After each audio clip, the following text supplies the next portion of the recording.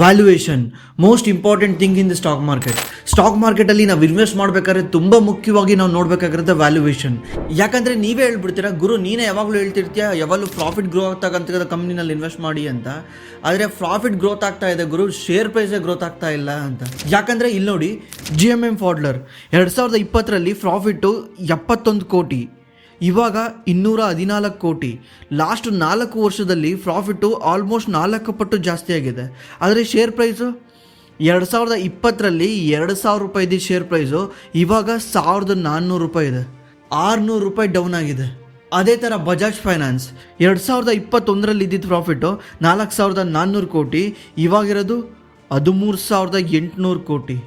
ಇದು ಕೂಡ ಸುಮಾರು 3.5 ಪಟ್ಟು ಜಾಸ್ತಿ ಆಗಿದೆ ಲಾಸ್ಟ್ 3 ವರ್ಷದಲ್ಲಿ. ಆದರೆ ಶೇರ್ ಪ್ರೈಸು 2021ರಲ್ಲಿ 7,800 ರೂಪಾಯಿ ಇದ್ದ ಶೇರ್ ಪ್ರೈಸು 2024ರಲ್ಲಿ 6,600 ರೂಪಾಯಿಗೆ ಬಂದಿದೆ. ಸುಮಾರು 1,000 ರೂಪಾಯಿ ಲಾಸ್ಟ್ 3 ವರ್ಷಕ್ಕಿಂತ ಕಮ್ಮಿ ಇದೆ.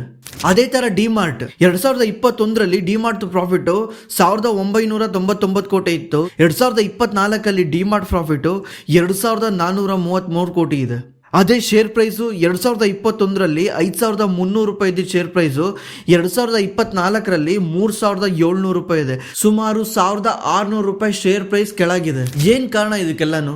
ನಾನೇ ಹೇಳ್ತಿರ್ತೀನಿ, ಯಾವುದೇ ಒಂದು ಕಂಪನಿ ಪ್ರಾಫಿಟ್ ಜಂಪ್ ಆದರೆ ಶೇರ್ ಪ್ರೈಸ್ ಕೂಡ ಜಂಪ್ ಆಗುತ್ತೆ ಅಂತ. ಇಲ್ಲಿ ನೋಡಿದ್ರೆ 3 ಪಟ್ಟು 4 ಪಟ್ಟು ಪ್ರಾಫಿಟ್ ಜಂಪ್ ಆಗಿದೆ, ಶೇರ್ ಪ್ರೈಸ್ ನೋಡಿದ್ರೆ ಅಲ್ಲೇ ಇದೆ. ಯಾಕಂದರೆ ವ್ಯಾಲ್ಯೂಯೇಷನಿಂದ. ವ್ಯಾಲ್ಯೂಯೇಷನ್ ಅಂದರೆ ಆ ಕಂಪ್ನಿ ಏನಾದರೂ 100 ರೂಪಾಯಿ ಬೆಲೆ ಬಾಳ್ತಾ ಇದ್ರೆ ನೀವು ಎಷ್ಟು ದುಡ್ಡು ಕೊಟ್ಟು ಬೈ ಮಾಡ್ತಾ ಇದ್ದೀರಾ ಅಂತ. ಈಗ ಆ ಕಂಪ್ನಿ ಏನಾದರೂ 100 ರೂಪಾಯಿ ಬೆಲೆ ಬಾಳ್ತಾ ಇದ್ರೆ ನೀವು 500 ರೂಪಾಯಿ ಕೊಟ್ಟು ನೀವೇನಾದರೂ ಆ ಕಂಪ್ನಿನ ಬೈ ಮಾಡಿದ್ರೆ over a period of time ಆ ಕಂಪ್ನಿ 500 ರೂಪಾಯಿ ಬೆಲೆ ಬಾಳೋವರೆಗೂ ಕೂಡ ಅದ್ರ ನಿಮ್ಮದು ವ್ಯಾಲ್ಯೂ ಬರಲ್ಲ ವಾಪಸ್. ಅಂದರೆ ನಿಮ್ಮ ಶೇರ್ ಪ್ರೈಸ್ ಮೇಲೋಗಲ್ಲ. ಶೇರ್ ಪ್ರೈಸ್ ಮೀನ್ಸ್ ನೀವು ಕೊಡ್ತಿರೋ ಪ್ರೈಸು, ವ್ಯಾಲ್ಯೂ ಮೀನ್ಸ್ ಕಂಪ್ನಿ ಮಾಡ್ತಿರೋ ಲಾಭ. ನಾನು ತೋರಿಸ್ತೀನಿ ನೋಡಿ, ಸ್ಕ್ರೀನರಿಗೆ ಬಂದ್ಬಿಟ್ಟು ಬಜಾಜ್ ಫೈನಾನ್ಸ್ ಅಂತ ಹೊಡೀರಿ. ಬಜಾಜ್ ಫೈನಾನ್ಸಿಂದು ಚಾರ್ಟಿಗೆ ಬನ್ನಿ, ಇಲ್ಲಿ ಕೆಳಗಡೆ ಚಾರ್ಟ್ ಇದೆ ನೋಡಿ. ಲಾಸ್ಟ್ 3 ವರ್ಷದ ಚಾರ್ಟ್ ಹಾಕಿ ಬಜಾಜ್ ಫೈನಾನ್ಸ್ 3 ವರ್ಷದಲ್ಲಿ ಶೇರ್ ಪ್ರೈಸ್ ನೋಡಿ 7,862 ರೂಪಾಯಿ ಇತ್ತು ಬಜಾಜ್ ಫೈನಾನ್ಸ್ ಶೇರ್ ಪ್ರೈಸು. ಇವಾಗ ಎಷ್ಟಿದೆ? 6,600 ರೂಪಾಯಿ ಇದೆ. ಅದೇ ಬಜಾಜ್ ಫೈನಾನ್ಸ್ದು ಪ್ರಾಫಿಟ್ ನೋಡಿ, ಇಲ್ಲಿ ಪ್ರಾಫಿಟ್ ಆ್ಯಂಡ್ ಲಾಸ್ ಸ್ಟೇಟ್ಮೆಂಟಿಗೆ ಕೆಳಗಡೆ ಇಯರ್ ಪ್ರಾಫಿಟಿಗೆ ಬಂದರೆ 2021ರಲ್ಲಿ 4,400 ಕೋಟಿ ಇದ್ದಿದ್ದು ಪ್ರಾಫಿಟ್ಟು 13,000 ಕೋಟಿ ಆಗಿದೆ. ಆದರೆ share price has given a 0% return ಕೊಟ್ಟಿದೆ ಶೇರ್ ಪ್ರೈಸ್. ಅಂದರೆ ಕಂಪನಿ ಲಾಸ್ಟ್ 3 ಇಯರ್ಸಿಂದ 6% ರಿಟರ್ನ್ ಕೊಟ್ಟಿದೆ ಅಷ್ಟೇ. ಪ್ರಾಫಿಟ್ ಗ್ರೋತು ಲಾಸ್ಟ್ 3 ಇಯರ್ಸಲ್ಲಿ 30% every year. Every year 30% growth ಆಗಿದೆ. ಅಂದರೆ CAGRನ ಅರ್ಥ ಮಾಡ್ಕೊಳ್ಳಿ. CAGR ಇನ್ನೊಂದ್ಸಲ ಎಕ್ಸ್ಪ್ಲೇನ್ ಮಾಡ್ತೀನಿ ನೋಡಿ. ಈ ವರ್ಷ ನಿಮ್ಮದು ಲಾಭ 100 ರೂಪಾಯಿ ಇದೆ. ಇವಾಗ ಏನಾದರೂ ನೀವು 100 ರೂಪಾಯಿಗೆ 30% ಲಾಭ ಮಾಡಿದ್ದೀರಾ ಅಂದರೆ 130 ರೂಪಾಯಿ ಆಗುತ್ತೆ. ಈಗ ಈ 130 ರೂಪಾಯಿಗೆ ಎಗೇನ್ 30%, ನಾಟ್ 100 ರೂಪೀಸ್ಗೆ, 100 ರೂಪಾಯಿಗಲ್ಲ. ಈಗ 130 ರೂಪಾಯಿಗೆ 30% ಲಾಭ ಮಾಡಿದ್ರೆ ಏನಾಗುತ್ತೆ?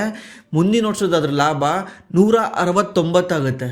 ಈಗೇನು ಮತ್ತೆ 169ಕ್ಕೆ 30% ಅಂದರೆ 219 ಆಗುತ್ತೆ. ಈಗ ನಿಮ್ಮ ಕ್ಯಾಲ್ಕುಲೇಷನ್ ಏನಂದರೆ 30% ಅಂದರೆ ಫಸ್ಟ್ ಇಯರ್ 30% ಅಂದರೆ ಎಷ್ಟು? 130 ರೂಪಾಯಿ. ಅದಾದಮೇಲೆ 30% ಅಂದರೆ ಎಷ್ಟು? 30 ರೂಪಾಯಿ ಪ್ಲಸ್ 30 ರೂಪಾಯಿ 160 ರೂಪಾಯಿ. ಅದಾದಮೇಲೆ 30% ಅಂದ್ರೇನು? 190 ರೂಪಾಯಿ. ಆ್ಯಕ್ಚುಲಿ ಆ ಥರ CAGR ಅಂದರೆ ಹಿಂಗಾಗಲ್ಲ. CAGR ಅಂದರೆ 130ಕ್ಕೆ ಎಗೇನ್ 30%. ಈಗ 130ಕ್ಕೆ ಮತ್ತೆ ಎಷ್ಟಾಗುತ್ತೆ? 169 ಆಗುತ್ತೆ. 169ಕ್ಕೆ ಎಗೇನ್ 30% ಅಂದರೆ ಎಷ್ಟಾಗುತ್ತೆ? 219. ಈಗ ನೀವು ಸಿಂಪಲ್ ಇಂಟ್ರೆಸ್ಟ್ನ ಅರ್ಥ ಮಾಡ್ಕೊತೀರಲ್ಲ, ಇನ್ನು 10 ವರ್ಷನೂ 30 ರೂಪಾಯಿ ಜೋಡಿಸ್ಕೊಂಡು ಹೋಗಿದ್ರೆ ಎಷ್ಟಾಗ್ತಿತ್ತು? 30 ರೂಪಾಯಿ ಇಂಟು 10 300 ರೂಪಾಯಿ ಆಗ್ತಿತ್ತು. 300 ರೂಪಾಯಿ ಪ್ಲಸ್ 100 ರೂಪೀಸ್ ಟೋಟಲ್ 400 ರೂಪಾಯಿ ಆಗ್ತಿತ್ತು. ಅಂದರೆ ಸಿಂಪಲ್ ಇಂಟ್ರೆಸ್ಟಲ್ಲಿ ಕೇವಲ 100 ರೂಪಾಯಿ 400 ರೂಪಾಯಿ ಆಗಿದೆ. ಕಾಂಪೌಂಡಿಂಗ್ ಇಂಟ್ರೆಸ್ಟಲ್ಲಿ ಅಂದರೆ CAGR ಅಲ್ಲಿ 100 ರೂಪಾಯಿ 1,380 ರೂಪಾಯಿ ಆಗಿದೆ. 14 ಪಟ್ಟು ಜಾಸ್ತಿ ಆಗಿದೆ. This is the power of CAGR. ನೀವು ಯಾವತ್ತು ಏನಾದರೂ ರಿಟರ್ನ್ಸ್ ನೋಡಿದರೆ CAGR ಅಲ್ಲೇ ನೋಡಿ.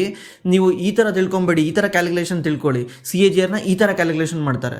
ಅದು 20 ವರ್ಷಕ್ಕೆ ತಗೊಂಡೋದ್ರೆ ಇನ್ನೂ ಮ್ಯಾಜಿಕ್ ಆಗುತ್ತೆ. ಈಗ 10 ವರ್ಷದಲ್ಲಿ 1,300 ರೂಪಾಯಿ ಇರೋದು 20 ವರ್ಷಕ್ಕೆ ತಗೊಂಡೋದ್ರೆ 19,000 ಆಗುತ್ತೆ.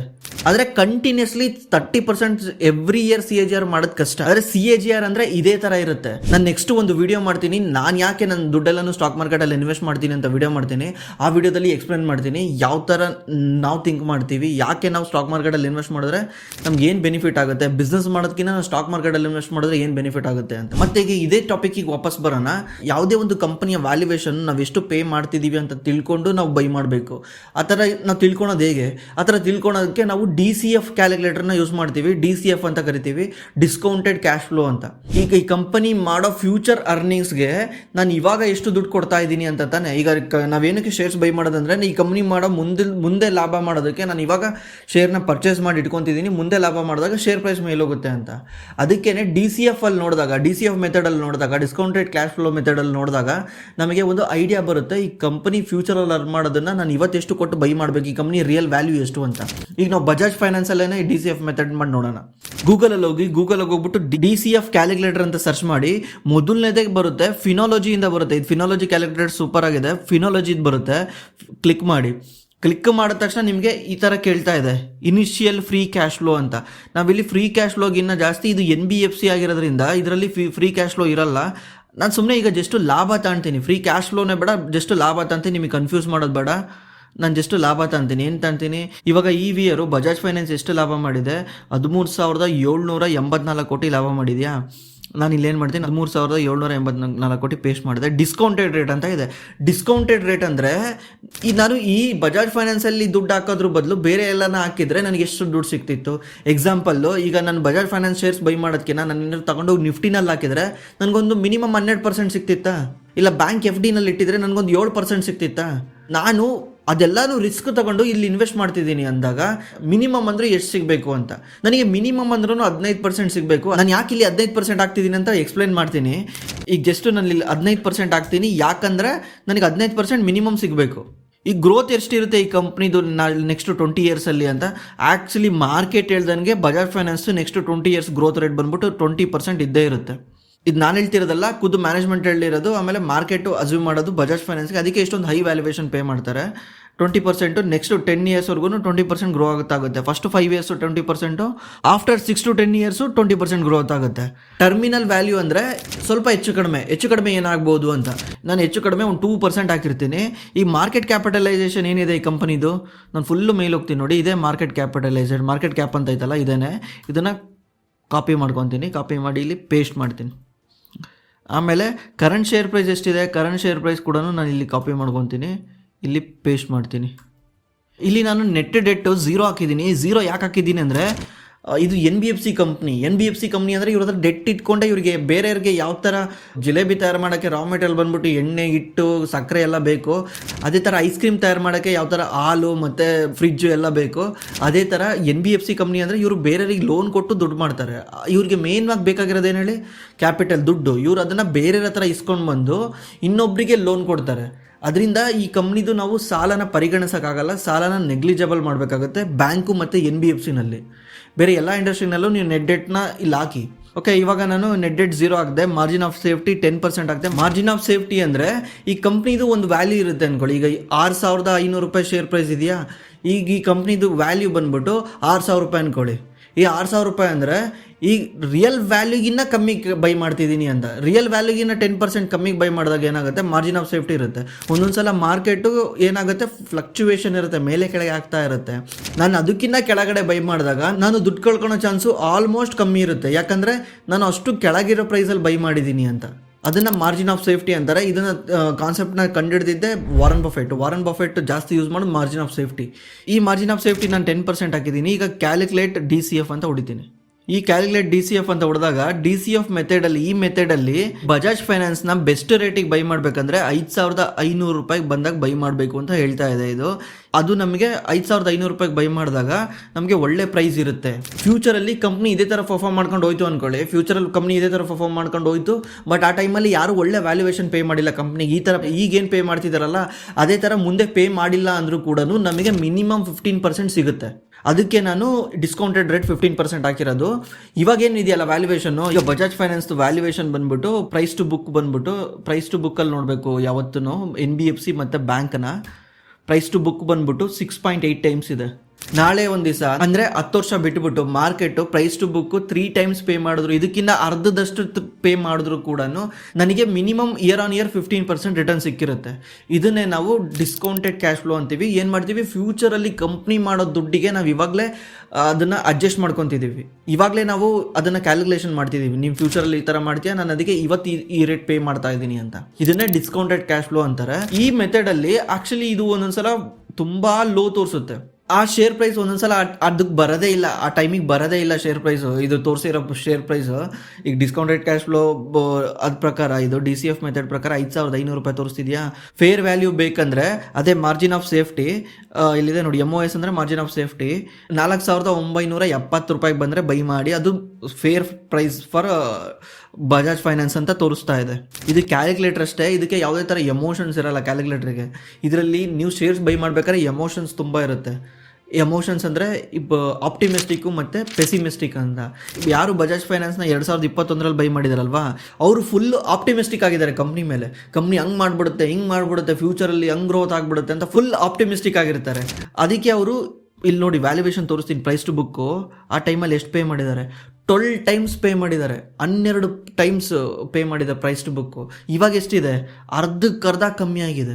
ಅದಕ್ಕೇ ನೀವೇನಾದ್ರು ಇನ್ವೆಸ್ಟ್ ಮಾಡ್ಬೇಕಾದ್ರೆ, ನೀವೇನಾದ್ರು ಸ್ಟಾಕ್ ಮಾರ್ಕೆಟಲ್ಲಿ ನೋಡ್ಬೇಕಾದ್ರೆ ಟೂ ಮಚ್ ಕ್ರೌಡ್ ಏನೇನು ಮಾತಾಡ್ತಿರುತ್ತಲ್ಲ, ನನಗೆ 2021 ಗೊತ್ತು ಎಷ್ಟು ಜನ ಬಜಾಜ್ ಫೈನಾನ್ಸ್ ಬಗ್ಗೆ ಮಾತಾಡೋರು. ಬಜಾಜ್ ಫೈನಾನ್ಸ್ ಫಿನ್ಟೆಕ್ ಹಂಗೆ ಮಾಡಿದ್ದಾರೆ. ಲಾಸ್ಟ್ 3 ಇಯರ್ಸಲ್ಲಿ 3 ಪಟ್ಟು ಪ್ರಾಫಿಟ್ನ ಜಂಪ್ ಮಾಡಿದ್ದಾರೆ. ಆದರೆ ನಾವು ಕೊಡ್ತಿರೋ ವ್ಯಾಲ್ಯೂ ಏನದಕ್ಕೆ? ಅದೆಂಥ ಒಳ್ಳೆ ಕಂಪ್ನಿ, ಅವ್ನು ಎಂಥ ಒಳ್ಳೆ ಕಂಪ್ನಿ ಆಗಿದ್ರು ಕೂಡ ಅದಕ್ಕೊಂದು ವ್ಯಾಲ್ಯೂ ಇರುತ್ತಾ? ಬಾಯಿ ಬಂದಿದ್ದು ಪ್ರೈಸ್ ಕೊಡೋಕ್ಕಾಗತ್ತಾ? ಅದಕ್ಕೇ ಒಳ್ಳೆ ವ್ಯಾಲ್ಯೂಯೇಷನ್ ಪೇ ಮಾಡಿದಾಗ ಏನಾಗುತ್ತೆ, ನಾವು ಪ್ರಾಫಿಟ್ ಗ್ರೋತ್ ಆದಂಗೆ ನಮ್ಮ ದುಡ್ಡನ್ನು ಗ್ರೋತ್ ಆಗುತ್ತೆ. ಇಲ್ಲಾಂದ್ರೆ ಏನಾಗುತ್ತೆ, ವ್ಯಾಲ್ಯೂಯೇಷನ್ ಡೌನ್ ಆಗಿ ಪ್ರಾಫಿಟ್ ಗ್ರೋತ್ ಆಗಿದ್ರು ಕೂಡ ವ್ಯಾಲ್ಯೂಯೇಷನ್ ಡೌನ್ ಆಗಿ ನಮಗೆ ಅಷ್ಟೊಂದು ರಿಟರ್ನ್ ಸಿಗಲ್ಲ. ನಾನಿಲ್ಲಿ ಕ್ಯಾಲ್ಕುಲೇಷನ್ ಮಾಡಿರೋದು ಹೆಂಗೆ ಹೇಳಿ, 15%. ನಾಳೆ ಏನಾದರೂ ಕಂಪನಿದು ವ್ಯಾಲ್ಯೂಯೇಷನ್ ಡೌನ್ ಆದರೂ ಕೂಡ ನನಗೆ 15% ಮಿನಿಮಮ್ ಸಿಗುತ್ತೆ ಅಂತ. ಆದರೆ 10 ವರ್ಷ ವೆಯ್ಟ್ ಮಾಡಬೇಕು. 10 ವರ್ಷದ ಪ್ರೈಸನ್ನು 10 ವರ್ಷದ ಯಾಕೆ ನೋಡ್ತೀವಿ ಅಂದರೆ, ಯಾವಾಗಲೂ ನಾವು ಲಾಂಗ್ ಟರ್ಮಲ್ಲೇ ನೋಡಿದಾಗಲೇ ನಮಗೆ ಒಂದು ಕ್ಲಿಯರ್ ಪಿಕ್ಚರ್ ಸಿಗುತ್ತೆ. ನೀವು ಇದನ್ನು 2 ವರ್ಷ ಬಿಟ್ಟೆ ಸೆಲ್ ಮಾಡಿ, ಈ ಥರ ಮತ್ತೆ ಏನಾದರೂ ವ್ಯಾಲ್ಯೂಯೇಷನ್ ಜಾಸ್ತಿ ಆಯಿತು ಅಂದ್ಕೊಳ್ಳಿ, ಬಜಾಜ್ ಫೈನಾನ್ಸ್ದು ಏನಾದರೂ ಮತ್ತೆ ವ್ಯಾಲ್ಯೂಯೇಷನ್ನು ಪ್ರೈಸ್ ಟು ಬುಕ್ಕು 12ರಿಂದ 13 ಹೋಯ್ತು ಅಂದ್ಕೊಳ್ಳಿ, ಅವಾಗ ಹೊಡೆದು ಬಿಸಾಕಿ. ಅವಾಗ ಮುಖಾಮುಲಾಜ್ ನೋಡಬೇಡಿ, 10 ವರ್ಷದವರೆಗೂ ಕಾಯ್ಬೇಡಿ, ಹೊಡೆದು ಬಿಸಾಕಿ. ಯಾಕಂದರೆ ಅದು ಓವರ್ ವ್ಯಾಲಿಡ್. ಮತ್ತೆ ಯಾವಾಗ ಅಂಡರ್ ವ್ಯಾಲಿಡ್ ಆಗುತ್ತೆ, ಮತ್ತೆ ಯಾವಾಗ ಪ್ರೈಸ್ ಕೆಳಗೆ ಬರುತ್ತಾ ಅಂಥ ಟೈಮಲ್ಲಿ ಬೈ ಮಾಡಿ. ನಾನು ಬಜಾಜ್ ಫೈನಾನ್ಸ್ ಬೈ ಮಾಡಿ ಅಂತ ಹೇಳ್ತಾ ಇಲ್ಲ, ಮತ್ತೆ ನೀವು ಅದನ್ನು ರೆಕಮೆಂಡೇಷನ್ ಆಗಿ ತೊಗೊಂಡ್ಬೇಡಿ. ನಾನು ಡಿಸ್ಕ್ಲೇಮರ್ ಹೇಳ್ತಾ ಇದ್ದೀನಿ, ನಾನು ಯಾವುದೇ ಥರ ಇಲ್ಲಿ ಸ್ಟಾಕ್ ರೆಕಮೆಂಡೇಷನ್ ಮಾಡ್ತಾ ಇಲ್ಲ. ಇದು ಜಸ್ಟ್ ಎಜುಕೇಷನ್ ಪರ್ಪಸ್ಗೋಸ್ಕರ ತೊಗೊಂಡಿರೋದು. ನೀವೇನಾದರೂ ಬೈ ಮಾಡೋಕ್ಕೂ ಮುಂಚೆ ನಿಮ್ಮದು ಓನ್ ರಿಸರ್ಚ್ ಮಾಡಿ ಬೈ ಮಾಡಿ. ಈಗ 6.8 ಇದೆಯಾ, ಈಗ ನಾನೇನಾದ್ರು DCF ಮೆಥಡ್ ಪ್ರಕಾರ ಹೋಗ್ಬೇಕಂದ್ರೆ 5,500 ರೂಪೀಸ್ ಬಂದರೆ ಇದು ಒಳ್ಳೆ ಪ್ರೈಸು. ಒಂದೊಂದು ಸಲ ಈ ಪ್ರೈಸಲ್ಲಿ ಸಿಗಲ್ಲ. ನೀವೇನು ಮಾಡಿ, ಇದಕ್ಕೊಂದು 10% ಜಾಸ್ತಿ ಹಾಕ್ಕೊಂಡು ಯು ಕ್ಯಾನ್ ಕನ್ಸಿಡರ್. ಒಂದು 10% ಜಾಸ್ತಿ ಹಾಕ್ಕೊಳ್ಳಿ, ಯಾಕಂದರೆ ಅಲ್ಲಿ ಕಾಯ್ಕೊಂಡು ಕೂತ್ಕೊಂಡ್ರೆ ಬರೋದೇ ಇಲ್ಲ ಪ್ರೈಸ್. ಅದು ಒಂದು 10% ಜಾಸ್ತಿ ಇಟ್ಕೊಂಡು ಮಾಡಿ. 10% ಅಂದರೆ ಎಷ್ಟು, 6,000 ರೂಪಾಯಿ. ನಾನು 6,000 ರೂಪಾಯಿ ಬೈ ಮಾಡಿ ಅಂತ ಹೇಳ್ತಾ ಇಲ್ಲ, ಎಕ್ಸಾಂಪಲ್ಗೆ ಹೇಳ್ತಾ ಇದ್ದೀನಿ. ಈಗ ನೆಕ್ಸ್ಟು NBCC ನೋಡೋಣ. ನಾನು NBCC ನಾನು ರೀಸೆಂಟಾಗಿ ಸೆಲ್ ಮಾಡಿದ್ದೆ ಅಂತ ಒಂದು ಸಲ ವೀಡಿಯೋ ಮಾಡಿದ್ದೆ. ನಾನು ಯಾಕೆ ಸೆಲ್ ಮಾಡಿದ್ದೆ ಅಂದರೆ, ಇಲ್ಲಿ ನೋಡಿ, ಇವಾಗ NBCCದು ಶೇರ್ ಪ್ರೈಸ್ ಬಂದ್ಬಿಟ್ಟು 125 ರೂಪಾಯಿ ಇದೆ. ಲಾಸ್ಟ್ ಒಂದು 3-4 ದಿವಸದಿಂದ ಸಖತ್ತು ಡೌನ್ ಆಗಿದೆ, 160 ರೂಪಾಯಿಂದ ಡೌನ್ ಆಗಿದೆ. NBCCದು 1 ಇಯರ್ ಪ್ರಾಫಿಟ್ದು TTMA ತೊಗೊಂಡ್ರು ಕೂಡ 293 ಕ್ರೋರ್ಸ್ ಇದೆ. ಓಕೆ, 293 ಕ್ರೋರ್ಸ್. NBCC ಮ್ಯಾನೇಜ್ಮೆಂಟ್ ಹೇಳಿರಂಗೆ, ನಾನು ಅದು ಇನ್ಸ್ಟಾಗ್ರಾಮಲ್ಲಿ ಪೋಸ್ಟ್ ಹಾಕಿದ್ದೀನಿ, ತೆಗೆದು ನೋಡಿ. ಅದರಲ್ಲಿ ಹೇಳಿರಂಗೆ ಅವರು ನೆಕ್ಸ್ಟ್ 3 to 4 ಇಯರ್ಸಲ್ಲಿ ಅವ್ರ ರೆವಿನ್ಯೂನ ಡಬಲ್ ಮಾಡ್ತೀವಿ ಅಂತ ಹೇಳಿದ್ದಾರೆ. ಅಂದರೆ 12,000 ಕೋಟಿ ಮಾಡ್ತೀವಿ ಅಂತ ಹೇಳಿದ್ದಾರೆ. ನಮ್ಮದು ಎಬಿಟಾ ಮಾರ್ಜಿನ್ ಬಂದ್ಬಿಟ್ಟು 5% ಇರುತ್ತೆ ಅಂತ ಹೇಳಿದರು. 5% ಎಬಿಟಾ ಮಾರ್ಜಿನ್ ಅಂದರೆ ಇಲ್ಲಿ ನೋಡಿ, ಈಗ ಇದೆಯಲ್ಲ 305 ಕೋಟಿ, ಈ 305 ಕೋಟಿ ಡಬಲ್ ಆಗುತ್ತೆ, 600 ಕೋಟಿ ಆಗುತ್ತೆ. ಈ ಎಬಿಟಾನ ನಾವು ಡೈರೆಕ್ಟು ನೆಟ್ ಪ್ರಾಫಿಟಿಗೆ ತಾಣ್ಬೋದು NBCCನಲ್ಲಿ. ಇವರಿಗೆ ಯಾಕಂದರೆ ಅದರ್ ಇನ್ಕಮ್ಮೇ 60-70 ಕೋಟಿ ಬರುತ್ತೆ. ಆಮೇಲೆ ಇವ್ರು ಯಾವುದೇ ಥರ ಇಂಟ್ರೆಸ್ಟು ಪೇ ಮಾಡಲ್ಲ, ಡಿಪ್ರಿಷಿಯೇಷನ್ ಇಲ್ಲ ಈ ಕಂಪ್ನಿನಲ್ಲಿ, ಇದು 0 ಆಗಿರೋದ್ರಿಂದ ಆಫ್ಟರ್ ಟ್ಯಾಕ್ಸ್ ಪೇ ಮಾಡಿದ್ರು ಕೂಡ ಎಬಿಟಾ ಅಷ್ಟೇ ದುಡ್ಡು ಇರುತ್ತೆ ಇವ್ರ ಹತ್ರ. ಅದಕ್ಕೆ ನಾನು ಎಬಿಟಾನ 600 ಕ್ರೋರ್ಗೆ ಲೆಕ್ಕ ಮಾಡ್ಕೊಂಡಿದ್ದೆ. ಈಗ ನೋಡಿ, ಈಗಿರೋ ಕ್ಯಾಶ್ ಫ್ಲೋ ಬಂದ್ಬಿಟ್ಟು 293 ಕ್ರೋರ್ಸು. ನೆಕ್ಸ್ಟ್ 1 to 5 ಇಯರ್ಸಲ್ಲಿ ಕಂಪನಿ 25% ಗ್ರೋ ಆಗುತ್ತೆ. ಅದಾದಮೇಲೆ ಒಂದು 15% ಗ್ರೋ ಆಗ್ಬೋದು ಇಯರ್ ಆನ್ ಇಯರು ಅಂತ ನಾನು ಒಂದು ಅಸ್ಯೂಮ್ ಮಾಡ್ತಾ ಇದ್ದೀನಿ. ಯಾವುದೇ ಕಂಪ್ನಿನ ಬೈ ಮಾಡ್ಬೇಕಾದ್ರೆ ನೀವು ಇದೇ ಥರ ಅಸ್ಯೂಮ್ ಮಾಡಬೇಕಾಗತ್ತೆ. ನೀವೇ ಇದೇ ಥರ ಕಂಪ್ನಿ ಯಾವ ಥರ ಗ್ರೋತ್ ಆಗುತ್ತೆ ಅಂತ ತಿಳ್ಕೊಂಡು ನೀವು ಇದನ್ನು ಚೆಕ್ ಮಾಡಬೇಕು. ಟರ್ಮಿನಲ್ ವ್ಯಾಲ್ಯೂ ಒಂದು 2%, ಮಾರ್ಕೆಟ್ ಕ್ಯಾಪ್ ಬಂದ್ಬಿಟ್ಟು 22,000 ಕ್ರೋರ್ಸು, ಶೇರ್ ಪ್ರೈಸ್ ಬಂದ್ಬಿಟ್ಟು 125 ರೂಪಾಯಿ. ನೆಟ್ ಡೆಟ್ ಈ ಕಂಪ್ನಿನಲ್ಲೂ ನೆಟ್ ಡೆಟ್ 0 ಇದೆ, ಡೆಟ್ 0 ಇದೆ. ನೀವು ಡೆಟ್ ಇಲ್ಲಿ ಚೆಕ್ ಮಾಡ್ಬೋದು ನೋಡಿ,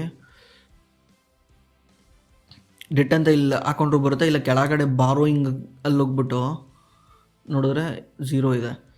ಈಗ ಕ್ಯಾಲ್ಕುಲೇಟ್ DCF ಅಂತ ಹೊಡಿತೀನಿ. ಇದು ಹೇಳ್ತಿರೋ ಪ್ರಕಾರ 39 ಇದ್ರದ್ದು ಫೇರ್ ವ್ಯಾಲ್ಯೂ, ಈ ಕಂಪ್ನಿದು ಫೇರ್ ವ್ಯಾಲ್ಯೂ ಅಂತ ಹೇಳ್ತಾ ಇದೆ 39. ಇದು ಹೇಳ್ತಿರೋ ಪ್ರಕಾರ ಒಂದ್ಸಲ ನರೇಂದ್ರ ಮೋದಿ ಬಂದ್ಬಿಟ್ಟು ಪಾರ್ಲಿಮೆಂಟಲ್ಲಿ ಭಾಷಣ ಮಾಡಿಬಿಟ್ರು, ನಾವು PSU ಹಂಗಾಗುತ್ತೆ ಹಿಂಗಾಗುತ್ತೆ. ಒಂದ್ಸಲ ಆ ಥರ ಹೇಳಿದ ತಕ್ಷಣ PSU ಕಂಪ್ನಿಗಳೆಲ್ಲ ಓದು, ಇದೂ PSU ಕಂಪ್ನಿನೇ, ಇದು own by president of India, ಇಲ್ಲಿ ನೋಡಿ, ಪ್ರೊಮೋಟ್ರು 61% own by president of India. PSU company, ಇದು ಪಬ್ಲಿಕ್ ಅಂಡರ್ಟೇಕನ್ ಅಂತಾರೆ. PSU ಅಂದರೆ ಗೌರ್ಮೆಂಟ್ ಕಂಪ್ನಿ ಅಂತ ಅರ್ಥ. ಅವಾಗಲಿಂದ ಮೇಲೆ ಹೋಗೋಕ್ಕೆ ಸ್ಟಾರ್ಟ್ ಆಯಿತು. ಆ್ಯಕ್ಚುಲಿ ನಾನು ಲೆಕ್ಕ ಮಾಡಿ ಬೈ ಮಾಡಿದ್ದು ನಾನು 600 crore ಪ್ರಾಫಿಟ್ ಮಾಡ್ತಾರೆ ಅಂತ. 600 crore ಪ್ರಾಫಿಟ್ ಮಾಡಿದಾಗ ನಾನು ಈಗ ಇನಿಷಿಯಲ್ DCFದೇ ಲೆಕ್ಕ ತೊಗೊಂಡ್ರೆ ಈ ಕಂಪ್ನಿ ಆರಾಮಾಗೆ ಒಂದು 72-80 ರೂಪಾಯಿ ಹೋಗುತ್ತೆ ಅಂತ ನಾನು ಲೆಕ್ಕಾಚಾರ ಮಾಡಿ ಬೈ ಮಾಡಿದ್ದೆ. ಇನ್ನು 1 or 2 ಇಯರ್ಸಲ್ಲಿ ಹೋಗ್ಬೋದು ಅಂತ ಒಂದು ಐಡಿಯಾ ಮಾಡಿ ಬೈ ಮಾಡಿದ್ದೆ. ಯಾಕಂದರೆ ಖುದ್ದು ಮ್ಯಾನೇಜ್ಮೆಂಟ್ ಹೇಳಿದ್ದಾರೆ ನೆಕ್ಸ್ಟು 2 to 3 ಇಯರ್ಸಲ್ಲಿ ನಾವು ರೆವಿನ್ಯೂ ಡಬಲ್ ಮಾಡ್ತೀವಿ. ಮಾರ್ಜಿನ್ನ ಅವ್ರು ನೆಟ್ ಪ್ರಾಫಿಟ್ ಎಷ್ಟು ಮಾಡ್ತೀವಿ ಅಂತ ಹೇಳಿಲ್ಲ. ನೆಟ್ ಪ್ರಾಫಿಟ್ ನಾನೇ ಕ್ಯಾಲ್ಕುಲೇಷನ್ ಮಾಡಿದ್ದು. ಈಸಿ ಅಲ್ವಾ? ನೆಟ್ ಪ್ರಾಫಿಟ್ ಅವರು ಎಬಿಟಾ ಮಾರ್ಜಿನ್ 5% ಮಾಡ್ತೀವಿ ಅಂತ ಹೇಳಿದಾರಾ. ರೆವಿನ್ಯೂ 12,000 ಕೋಟಿ ಮಾಡ್ತೀವಿ ಅಂತ ಹೇಳಿದಾರಾ. 12,000 ಕೋಟಿಗೆ 5% ಅಂದರೆ 600 ಕೋಟಿ. 600 ಕೋಟಿಗೆ ಲೆಕ್ಕ ಮಾಡಿನೇ ನಾನು ಈ ಥರ ಲೆಕ್ಕ ಮಾಡಿ ನೋಡಿದ್ದು. ಅವಾಗ ಅದು ಅಷ್ಟು ಹೋಗುತ್ತೆ ಅಂತ ನಾನು ಬೈ ಮಾಡಿದ್ದೆ ಅದನ್ನು. ಯಾಕಂದರೆ ಅದು ಫೇರ್ ವ್ಯಾಲ್ಯೂ, ನೀವೇ ಫೇರ್ ವ್ಯಾಲ್ಯೂ ನೋಡಿದ್ರಲ್ಲ, ಫೇರ್ ವ್ಯಾಲ್ಯೂ ಎಷ್ಟಿತ್ತು ಅವಾಗ ನಾನು ಅದು ಪೋಸ್ಟ್ ಹಾಕಿದಾಗ 40 ರೂಪಾಯಿ ಸಮಥಿಂಗ್ ಇತ್ತು. ಅದು ಫೇರ್ ವ್ಯಾಲ್ಯೂ ಇತ್ತು. ಇಲ್ಲಿಂದ ಒಂದು ಡಬಲ್ ಆಗ್ಬೋದು ಅಂತ ನಾನು ಮಾಡಿದ್ದು. ಬಟ್ ಇದು ಓವರ್ ವ್ಯಾಲ್ಯೂಡ್ ಆಗಿ ಸುಮ್ಮನೆ ಎಲ್ಲ ನೀವು ಚೆಕ್ ಮಾಡಿ ನೋಡಿ, ಎಲ್ಲ ಕಂಪ್ನಿಗಳದ್ದು ಚೆಕ್ ಮಾಡಿ ನೋಡಿ, DCF ತೆಗೆದು ನೋಡಿ, ನಿಮ್ಗೆ ಈಸಿಲಿ ಗೊತ್ತಾಗುತ್ತೆ. ಆದರೆ ಗ್ರೋತ್ ಮಾತ್ರ ಬೇರೆ ಹಾಕಬೇಡಿ. 20-25% ಅಲ್ಲಿ ಹಾಕಬೇಡಿ. ಲಾಸ್ಟ್ 10 ಇಯರ್ಸಲ್ಲಿ ಯಾವ ಥರ ಗ್ರೋ ಆಗಿದೆ ನೋಡಿ, ಮುಂದೇನೂ ಅದೇ ಥರನೇ ಗ್ರೋ ಆಗ್ತಾನೆ. ಬೇಡ, ಒಂದು 3-4% ಜಾಸ್ತಿ ಗ್ರೋ ಆಗ್ಬೋದು. ಲಾಸ್ಟ್ 10 ಇಯರ್ಸಲ್ಲಿ NBCCದು ಪ್ರಾಫಿಟ್ ಗ್ರೋತು 5% ಇದೆ. ನಾನು ಯಾಕೆ ಇಲ್ಲಿ 20% ಮತ್ತು 5% ಹಾಕಿದ್ದೆ ಅಂದರೆ, ನಾನು ರೀಸೆಂಟಾಗಿ ಅದು ಇಂಟರ್ವ್ಯೂ ಅಟೆಂಡ್ ಮಾಡಿದ್ದೆ. ಅದರಲ್ಲಿ ಮ್ಯಾನೇಜ್ಮೆಂಟ್ ಹೇಳಿತ್ತು ಇವ್ರದ್ದು ಪ್ರಾಬ್ಲಮ್ ಇತ್ತು, ಎನ್ವಿರಾನ್ಮೆಂಟಲ್ ಪ್ರಾಬ್ಲಮ್. ಇವ್ರಿಗೆ ಅಪ್ರೂವ್ ಸಿಗ್ತಾ ಇರಲಿಲ್ಲ ಈಸಿಯಾಗಿ. ಇವ್ರು ಏನಂದರೆ ಹೊಸ ಬಿಲ್ಡಿಂಗ್ ಕಟ್ಟೋದು, ಇನ್ಫ್ರಾಸ್ಟ್ರಕ್ಚರ್ ಇಂಪ್ರೂವ್ ಮಾಡೋದು, ಅದಕ್ಕೆ ತುಂಬ ತೊಂದರೆ ಆಗುತ್ತೆ. ಇನ್ಫ್ರಾಸ್ಟ್ರಕ್ಚರ್ ನೀವು ಅನ್ಕೊಂಡಷ್ಟು ಈಸಿ ಅಲ್ಲ. ತುಂಬ ಕ್ಲಿಯರೆನ್ಸ್ಗಳು ಬೇಕಾಗುತ್ತೆ, ಎನ್ವಿರಾನ್ಮೆಂಟಲ್ ಕ್ಲಿಯರೆನ್ಸ್ ಬೇಕಾಗುತ್ತೆ, ಭಯಂಕರ ಕಾಡಿಸ್ತಾರೆ. ಅಷ್ಟು ಈಸಿ ಅಲ್ಲ. ಗೌರ್ಮೆಂಟ್ ಪ್ರಾಜೆಕ್ಟ್ಗಳಂದ್ರೇ ತಲೆನೋವು, ಅದ್ರಲ್ಲಿ ದುಡ್ಡು ಮಾಡೋದೇ ಕಷ್ಟ. ಅದಕ್ಕೆ ಗೌರ್ಮೆಂಟ್ ಕಂಪ್ನಿಗಳಿಗೆ ಯಾವತ್ತು ವ್ಯಾಲ್ಯೂಯೇಷನ್ ಜಾಸ್ತಿ ಸಿಗಲ್ಲ. ನೀವು ಇನ್ನೊಂದು ಮೀಡಿಯನ್ PE ಚೆಕ್ ಮಾಡ್ಬೋದು. ಮೀಡಿಯನ್ PE ನೋಡು ಕೂಡ ನೀವು ಇನ್ವೆಸ್ಟ್ ಮಾಡ್ಬೋದು. ಯಾವುದು ಆವರೇಜ್ ಮೀಡಿಯನ್ PE ಕೆಳಗಿದೆ, ಆ ಕಂಪ್ನಿಯ ಮೀಡಿಯನ್ PE 5 ವರ್ಷದ ಮಿನಿಮಮ್ 5 ವರ್ಷದ ನೋಡಬೇಕು. 5 ವರ್ಷದ ನೋಡಿ ಇನ್ವೆಸ್ಟ್ ಮಾಡಬೇಕು. ಇನ್ನೊಂದು ತಲೆಗಿಟ್ಕೊಳ್ಳಿ, ಹಾಟ್ ಸೆಕ್ಟರ್ ಇರುತ್ತಲ್ಲ, ಸೆಕ್ಟರ್ ಹಾಟ್ ಆಗಿರುತ್ತೆ, ಎಲ್ಲರಿಗೂ ಅದೇ ಬೇಕಾಗಿರುತ್ತೆ. ಲಾಸ್ಟ್ ಝೊಮ್ಯಾಟೊ ತೆಗೆದು ನೋಡಿ, 2021ರಲ್ಲಿ ಏನು ಪ್ರೈಸ್ ಇತ್ತೋ ಇವಾಗಲೂ ಅದೇ ಇದೆ. Paytm ಇನ್ನೂ ಡೌನ್ ಆಗಿದೆ, ನೈಕಾ ಇನ್ನೂ ಪ್ರೈಸಿಗೆ ಮುಟ್ಟೇ ಇಲ್ಲ. ಅವಾಗ ಅದು ಹಾಟ್ ಸೆಕ್ಟರ್, ಎಲ್ಲರಿಗೂ ಅದೇ ಬೇಕಾಗಿತ್ತು. ನೀವು ಇದನ್ನ ಅರ್ಥ ಮಾಡ್ಕೋಬೇಕಂದ್ರೆ ಸೋಷಿಯಲ್ ಮೀಡಿಯಾದಲ್ಲಿ ಯಾವಾಗ್ಲೂ ಯಾವ್ದ್ರ ಬಗ್ಗೆ ಮಾತಾಡ್ತಿದ್ದಾರೆ, ಯಾವ ಟಾಪಿಕ್ ಬಗ್ಗೆ ಜಾಸ್ತಿ ಮಾತಾಡ್ತಿದ್ದಾರೆ ಅಂಥದನ್ನ ಇಗ್ನೋರ್ ಮಾಡಬೇಕು. ಯಾಕಂದ್ರೆ ಇದು ಎಲ್ಲರಿಗೂ ಗೊತ್ತಿದೆ ಆಲ್ರೆಡಿ. ಎಲ್ಲರಿಗೂ ಅದೇ ಸ್ಟಾಕ್ ಬೇಕಾಗಿರೋದ್ರಿಂದ ಎಲ್ಲರೂ ಬೈ ಮಾಡ್ತಿದ್ದಾರೆ. ಅದರಿಂದ ಪ್ರೈಸ್ ಮೇಲೋಗ್ತಾ ಇದೆ. ಇದರಿಂದ ಓವರ್ ವ್ಯಾಲ್ಯೂಡ್ ಆಗ್ತಾ ಇದೆ. ಕಂಪನಿ ಜಾಸ್ತಿ ಮೇಲೋಗ್ತಾ ಇರೋದ್ರಿಂದ ಪ್ರೈಸ್ ಓವರ್ ವ್ಯಾಲ್ಯೂಡ್ ಆಗ್ತಾ ಇದೆ. ಹಾಟ್ ಸೆಕ್ಟರ್ ಇರೋದ್ರಿಂದ ನಾವು ಯಾವಾಗ್ಲೂ ಇಗ್ನೋರ್ ಮಾಡಬೇಕು. ಹಾಟ್ ಸೆಕ್ಟರಲ್ಲಿ ಜಾಸ್ತಿ ಇನ್ಫ್ಲೋ ಬರೋದ್ರಿಂದ ಏನಾಗುತ್ತೆ, ಪ್ರೈಸು ಆರ್ಟಿಫಿಷಿಯಲಿ ಮೇಲೋಗುತ್ತೆ. ರಿಯಲ್ ಅಲ್ಲ, ಅದು ಆರ್ಟಿಫಿಷಿಯಲಿ ಮೇಲೋಗುತ್ತೆ. Over a period of time ಏನಾಗುತ್ತೆ, ಒಂದು ಕೆಳಗೆ ಬರಬೇಕು, ಇಲ್ಲ ಹೋಗ್ಬಿಟ್ಟು ಕಂಪ್ನಿಯ ಪ್ರಾಫಿಟ್ ಜಂಪ್ ಆಗಬೇಕು. ಪ್ರಾಫಿಟ್ ಜಂಪ್ ಆಗಿ ಅದಕ್ಕೆ ಮ್ಯಾಚ್ ಆಗಬೇಕು. ಇಲ್ಲ ಏನಾಗುತ್ತೆ, ಶೇರ್ ಪ್ರೈಸ್ ಭಯಂಕರ ಕೆಳಗೆ ಬರುತ್ತೆ. ಅದಕ್ಕೆ ನಾವು ಹಾಟ್ ಸೆಕ್ಟರ್ ಹಿಂದೆ ಹೋಗ್ಬಾರ್ದು. ಇವತ್ತಲ್ಲ ನಾಳೆ ಬಂದೇ ಬರುತ್ತೆ. ನೀವೊಂದು ಇದು ಕೇಳಿರ್ತೀರ, ರಾಕೇಶ್ ಜುಂಜುನ್ವಾಲದ್ದು, ಝೊಮ್ಯಾಟೊ 1,40,000 ಕೋಟಿ ಮಾರ್ಕೆಟ್ ಕ್ಯಾಪ್ ಆಗಿದೆ, ಹಂಗಾಗಿದೆ ಹಿಂಗಾಗಿದೆ, ಎಲ್ಲೋಗುತ್ತೆ, ಬರುತ್ತೆ ಬಿಡು, ಬರುತ್ತೆ, ಮತ್ತೆ 40 ರೂಪಾಯಿಗೆ ಬರುತ್ತೆ, ಅವಾಗ ನೋಡ್ಕೊಳ್ಳೋಣ ಅಂತ ಹೇಳಿದ್ರು. ಬಂತದು. ಆದರೆ डोंट बी सरप्राइज, इसका इतना वैल्यू हो गया, जोमेटो का 1,40,000 हो गया, बट मिलेंगे 5 साल बाद, देखेंगे. ಬಂದೇ ಬರುತ್ತೆ, ಎಲ್ಲೂ ಹೋಗಲ್ಲ. ಓವರ್ ವ್ಯಾಲ್ಯೂಡ್ ಆಗಿರೋ ಕಂಪ್ನಿಗಳು ಬಂದೇ ಬರ್ತವೆ. ನಾವು ವ್ಯಾಲ್ಯೂ ಬೈ ಮಾಡಿದಾಗ ಏನಾಗುತ್ತೆ, ನಮಗೆ ಲಾಸ್ ಮಾಡ್ಕೊಳೋಕೆ ಚಾನ್ಸ್ ತುಂಬ ಕಡಿಮೆ ಇರುತ್ತೆ. ಈವನ್ ವಾರೆನ್ ಬಫೆಟ್ ಹೇಳ್ತಾರಲ್ಲ, ಸ್ಟಾಕ್ ಮಾರ್ಕೆಟಲ್ಲಿ rule number 1 don't lose money, rule number 2 don't forget the rule number 1 ಅಂತ. ಯಾಕಂದರೆ ಸ್ಟಾಕ್ ಮಾರ್ಕೆಟಲ್ಲಿ ನಾವು ದುಡ್ಡನ್ನ ಹೇಗೆ ಕಳ್ಕೊಂಬಾರ್ದು ಅನ್ನೋದನ್ನ ನಾವು ಫಸ್ಟು ಪ್ಲ್ಯಾನ್ ಮಾಡಬೇಕು. ಅದಕ್ಕೇ ವ್ಯಾಲ್ಯೂಯೇಷನ್ ತುಂಬ ಮುಖ್ಯ ಆಗುತ್ತೆ. ಪ್ರೈಸ್ ನೋಡಬೇಡಿ ಜಾಸ್ತಿ. ಪ್ರೈಸ್ ಯಾವಾಗ್ಲೂ ರಾಂಗ್ ಹೇಳ್ತಾ ಇರುತ್ತೆ ನಿಮಗೆ. ಪ್ರೈಸ್ ಕೆಳಗೆ ಬಿದ್ದಿದೆ ಅಂದರೆ ಎಷ್ಟೋ ಜನ ಹೇಳ್ತೀರಾ, ನಾವು ಯಾವ್ದಾನ ವಿಡಿಯೋ ಮಾಡಿದ್ರೆ ಯಾವ್ದಾನ ಕಂಪ್ನಿ ಬಗ್ಗೆ ಮಾತಾಡಿದ್ರೆ, ಈಗ ನೀವು HDFC ಬ್ಯಾಂಕ್ನ ಅದು ಪ್ರೈಸ್ ಕೆಳಗೆ ಬಿದ್ದಿರೋದಕ್ಕೆ ಆ ಕಂಪ್ನಿ ಚೆನ್ನಾಗಿಲ್ಲ ಅಂತ ಡಿಸೈಡ್ ಮಾಡ್ತಿದ್ದೀರಾ. ಇದೇ 2 ವರ್ಷ 3 ವರ್ಷ ಬಿಟ್ಬಿಟ್ಟು ಆ ಕಂಪ್ನಿ ಹಾಟ್ ಸೆಕ್ಟರ್ ಆಗಿರುತ್ತೆ, ಆ ಕಂಪ್ನಿ ಎಲ್ಲರಿಗೂ ಬೇಕಾಗ್ತಾ ಇರುತ್ತೆ. ಇದೇ ಸ್ಟಾಕ್ ಮಾರ್ಕೆಟು. ನೀವು ಚಾರ್ಟ್ ಯಾವಾಗಲೂ ಸ್ಟಾಕ್ ಮಾರ್ಕೆಟ್ ಹಿಂಗೆ ಇರುತ್ತೆ. ಯಾವಾಗಲೂ ನಾವು ಕೆಳಗಿದ್ದಾಗ ಬೈ ಮಾಡ್ಕೋಬೇಕು ಕಂಪ್ನಿಗಳನ್ನ, ಮೇಲಿದ್ದಾಗಲ್ಲ. ನೀವು ಮೇಲಿದ್ದಾಗ ಬೈ ಮಾಡೋಕೆ ಹೋಗ್ತೀರಾ. ಯಾಕಂದರೆ ಶೇರ್ ಪ್ರೈಸ್ ಮೇಲೋಗ್ತಾ ಇದ್ರೆ ಒಳ್ಳೆ ಕಂಪ್ನಿ ಅಂತ, ಕೆಳಗೆ ಬರ್ತಾ ಇದ್ರೆ ಕೆಟ್ಟ ಕಂಪ್ನಿ ಅಂತ. ಕೆಳಗೆ ಬರ್ತಿರೋದಕ್ಕೆ ರೀಸನ್ ನೋಡಿ, ಜಸ್ಟ್ ನ್ಯೂಸಿಂದ ಕೆಳಗೆ ಬರ್ತಿದ್ಯಾ, ಇಲ್ಲ ಪ್ರಾಫಿಟ್ ಏನಾದರೂ ಹೆಚ್ಚು ಕಡಿಮೆ ಆಗ್ತಾ ಇದೆ ಕಂಪ್ನಿದು ಅಂತ. ಕಂಪ್ನಿದು ಫಂಡಮೆಂಟಲ್ ಚೆನ್ನಾಗಿದ್ದು ಶೇರ್ ಪ್ರೈಸ್ ಕೆಳಗೆ ಬರ್ತಿದೆ ಅಂದರೆ ನಾವು ಬೈ ಮಾಡ್ಬೇಕು ತಾನೆ. ಅದು ಡಿಸ್ಕೌಂಟಲ್ಲಿ ಸಿಕ್ಕಂಗೆ ತಾನೆ ಅದು. ಇದನ್ನೇ ವ್ಯಾಲ್ಯೂ ಇನ್ವೆಸ್ಟಿಂಗ್ ಅಂತಾರೆ. ವ್ಯಾಲ್ಯೂ ಇನ್ವೆಸ್ಟಿಂಗ್ ಅಂದರೆ ಒಂದು ವ್ಯಾಲ್ಯೂ ಬರೋವರೆಗೂ ನಾನು ಅದರಲ್ಲಿ ಇನ್ವೆಸ್ಟ್ ಮಾಡಲ್ಲ, ಅದನ್ನೇ ವ್ಯಾಲ್ಯೂ ಇನ್ವೆಸ್ಟಿಂಗ್ ಅಂತಾರೆ. ಇವಾಗ ನಾವು HDFCದು ಇದೇ ಥರ DCF ಮೆಥಡಲ್ಲಿ ಚೆಕ್ ಮಾಡೋಣ. HDFC ಬನ್ನಿ. HDFCದು ನೆಟ್ ಪ್ರಾಫಿಟ್ಟು 60,000 ಕೋಟಿ ಇದೆ. ನಾನು ಇದರಲ್ಲೂ ಡಿಸ್ಕೌಂಟ್ ರೇಟು ಬಂದ್ಬಿಟ್ಟು 15% ಹಾಕ್ತೀನಿ, ಮತ್ತು growth rate 15%, next 6 to 10 years 15% ಹಾಕ್ತೀನಿ. ಯಾಕಂದರೆ ಖುದ್ದು ಮ್ಯಾನೇಜ್ಮೆಂಟ್ ಹೇಳ್ತಾ ಇದ್ದಾರೆ, ನಾವು ಅವ್ರ ಲೋನ್ ಬುಕ್ನ ನೆಕ್ಸ್ಟ್ 5 ಇಯರ್ಸ್ಗೆ ಡಬಲ್ ಮಾಡ್ತೀವಿ, ಎವ್ರಿ 5 ಇಯರ್ಸ್ ಡಬಲ್ ಮಾಡ್ತೀವಿ ಅಂತ. ಎವ್ರಿ 5 ಇಯರ್ಸ್ ಡಬಲ್ ಆದರೆ CAGR ಅಲ್ಲಿ 15% ಅಂತ, 6 ಇಯರ್ಸ್ಗೊಂದ್ಸಲ ಡಬಲ್ ಆದರೆ 12% ಅಂತ. ಈಗ ಎವ್ರಿ 5 ಇಯರ್ ಡಬಲ್ ಆಗೋದ್ರಿಂದ ನಾನು 15% ಹಾಕ್ಕೊಂಡಿದ್ದೀನಿ. ಟರ್ಮಿನಲ್ ವ್ಯಾಲ್ಯೂ ಬಂದ್ಬಿಟ್ಟು 2%, ಮಾರ್ಕೆಟ್ ಕ್ಯಾಪಿಟಲೈಸೇಷನ್ ಬಂದ್ಬಿಟ್ಟು ಇದು ಭಾಳ ದೊಡ್ಡ company, 10 lakh crore company, 10 lakh crore. Current share price ಬಂದ್ಬಿಟ್ಟು 1400 rupees. ನೆಟ್ ಡೆಟ್ಟು ನಾನು 0 ಹಾಕ್ತೀನಿ. ಅವಾಗಲೇ ಹೇಳ್ದಂಗೆ ಬ್ಯಾಂಕು ಮತ್ತು NBFCಗೆ ಯಾವತ್ತೂ ನಾವು 0 ಹಾಕಬೇಕು. ಮಾರ್ಜಿನ್ ಆಫ್ ಸೇಫ್ಟಿ ಬಂದ್ಬಿಟ್ಟು 10%. Calculate DCF. Okay, DCF method ಪ್ರಕಾರ ಇದು ಒನ್ ಆಫ್ ದ ಬೆಸ್ಟ್ ಪ್ರೈಸಲ್ಲಿದೆ, 1400 rupees one of the best ಪ್ರೈಸಲ್ಲಿದೆ ಅಂತ ಹೇಳ್ತಾ ಇದೆ. ಈಗ ಅಕಸ್ಮಾತ್ ನಾನು ಇನ್ನೂ ಪೆಸಿಮಿಸ್ಟಿಕ್ ಆಗ್ತೀನಿ, ಇನ್ನೂ ನೆಕ್ಸ್ಟು 6 to 10 ಇಯರ್ಸ್ ಬಿಟ್ಬಿಟ್ಟು ಈ ಕಂಪ್ನಿ ಜಸ್ಟ್ 10% ಗ್ರೋತ್ ಆಗುತ್ತೆ ಅಂತ ಹಾಕ್ತೀನಿ. ಹಾಕ್ದಾಗ ಕೂಡ ಈ ಕಂಪ್ನಿದು 1200 rupees ಫೇರ್ ವ್ಯಾಲ್ಯೂ. ಈ ಕಂಪ್ನಿದು ಫೇರ್ ವ್ಯಾಲ್ಯೂ ಬಂದ್ಬಿಟ್ಟು 1200 rupees. ಏನಾದರೂ 6 to 10 ಇಯರ್ಸು ಕಂಪ್ನಿ 10% ಗ್ರೋತ್ ಆದರೂ ಕೂಡ ನನಗೆ ಮಿನಿಮಮ್ 15% ಸಿಗುತ್ತೆ. ಓಕೆನಾ? ಅದೇ ಏನಾದರೂ ನಾನು ಇಲ್ಲಿ 15% ಹಾಕಿದ್ರೆ 15% growth rate next 6 to 10 ಇಯರ್ಸಲ್ಲಿ 1400 is a fair value, 1280 is a margin of safety. ಇದೇ ಥರನೇ ಯಾವುದನ್ನ ಒಂದು ಕಂಪ್ನಿದು ನಾವು ಪ್ರೈಸ್ನ ಕಂಡುಹಿಡಿಯೋಕ್ಕಾಗುತ್ತೆ. ಈ ಪ್ರೈಸ್ಗೆ ಇದೇ ವ್ಯಾಲ್ಯೂ, ಈ ಪ್ರೈಸಲ್ಲಿ ಬೈ ಮಾಡಿದ್ರೆ ಒಂದು ವ್ಯಾಲ್ಯೂ ಇರುತ್ತೆ ಕಂಪ್ನಿದು ಅಂತ. ನೀವು ಕೂಡ ಬೇರೆ ಬೇರೆ ಕಂಪ್ನಿಗಳ್ದು ಹಾಕಿ ಚೆಕ್ ಮಾಡಿ, ನಿಮಗೆ ಇದು 15% 20% ಹೆಂಗೆ ಕಂಡುಹಿಡಿಯೋದು ಗೊತ್ತಾಗ್ಲಿಲ್ಲ ಅಂದರೆ ಅದೇನಾದರೂ ಮಿಡ್ ಕ್ಯಾಪ್ ಆಗಿದ್ರೆ, ಮಿಡ್ ಕ್ಯಾಪ್ ಕಂಪ್ನಿ ಅಂದರೆ ಆ ಕಂಪ್ನಿದು ವ್ಯಾಲ್ಯೂಯೇಷನ್ ಏನಾದ್ರೂ 25,000 ಕೋಟಿಗಿನ್ನ ಕೆಳಗಿದ್ರೆ ನೀವೇನು ಮಾಡಿ ಒಂದು 18% ಹಾಕಿ. 18% 15%, ಫಸ್ಟ್ 5 ಇಯರ್ಸ್ 18%, ಆಮೇಲೆ 15% ಹಾಕಿ. ಅದೇನಾದರೂ ಲಾರ್ಜ್ ಕ್ಯಾಪ್ ಆಗಿದ್ರೆ, ಅದೇನಾದರೂ ದೊಡ್ಡ ಕಂಪ್ನಿ ಆಗಿದ್ರೆ 15-12 ಹಾಕಿದ್ರು ಓಕೆ. 15 ಫಸ್ಟ್ 5 ಇಯರ್ಸ್ 15, ಆಮೇಲೆ 12 ಹಾಕಿದ್ರು ಓಕೆ, 10 ಹಾಕಿದ್ರು ಓಕೆ. ಕಂಪ್ನಿ ಚೆನ್ನಾಗಿದ್ರೆ 15% ಹಾಕಿದ್ರು ಓಕೆ. ಲಾರ್ಜ್ ಕ್ಯಾಪ್ ಆಗಿದೆ, ಲಾರ್ಜ್ ಕ್ಯಾಪ್ ಅಂದರೆ 1 ಲಕ್ಷ ಕೋಟಿ ಮೇಲಿರೋ ಕಂಪ್ನಿ, ಅದನ್ನ ಮಾಡಿ ನೋಡಿ. 15% ಮಿನಿಮಮ್ ಕಂಪ್ನಿಗಳು ಗ್ರೋ ಆಗದೆ ಆಗ್ತವೆ, ಆಗಲೇಬೇಕು, ಇಲ್ಲಾಂದರೆ ಅವ್ನು ಸ್ಟಾಕ್ ಮಾರ್ಕೆಟ್ಗೆ ಬಂದಿದ್ದ ವೇಸ್ಟ್ ಅಂತ. ಫಂಡಮೆಂಟಲಿ ಚೆನ್ನಾಗಿಲ್ದಿರೋ ಕಂಪ್ನಿ ಗ್ರೋ ಆಗೋದಿರಲಿ ಡಿಗ್ರೋ ಆಗ್ತಾರೆ, ಬರ್ತಾ ಬರ್ತಾ ಕಂಪ್ನಿ ಡಿಗ್ರೋ ಆಗುತ್ತೆ. ಅದಕ್ಕೇನೆ ಈ ಥರ ನೀವು DCF ಮೆಥಡಲ್ಲಿ ನೋಡಿ ನಿಮಗೆ ವ್ಯಾಲ್ಯೂ ಅನ್ಸಿದ್ರೆ ನೀವು ಬೈ ಮಾಡಿ. ಒಂದೊಂದ್ಸಲ ಏನಾಗುತ್ತೆ, DCF ಮೆಥಡು ನಿಮಗೆ ಸ್ಯಾಟಿಸ್ಫ್ಯಾಕ್ಷನ್ ಆಗಲ್ಲ, ಅಂದರೆ ಆ ಪ್ರೈಸಿಗೆ ಅದು ಬರೋದೇ ಇಲ್ಲ. ಅದಕ್ಕೇನು ಮಾಡಿ, ಒಂದು 10% ನೀವು ಪ್ರೀಮಿಯಂ ಕೊಟ್ಟೆ ಬೈ ಮಾಡಿ.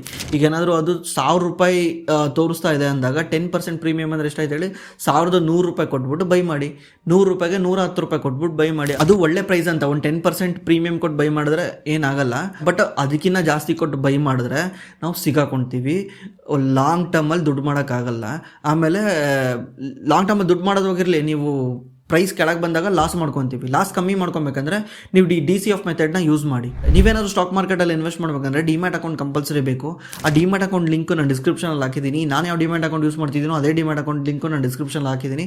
ಹೋಗಿ ಚೆಕ್ ಮಾಡಿ, ಅಕೌಂಟ್ ಓಪನ್ ಮಾಡ್ಕೊಳ್ಳಿ. ಇದು ಕಂಪ್ಲೀಟ್ಲಿ ಫ್ರೀ ಆಗಿರುತ್ತೆ. Thanks for watching. ಮತ್ತೆ ಸಿಗೋಣ.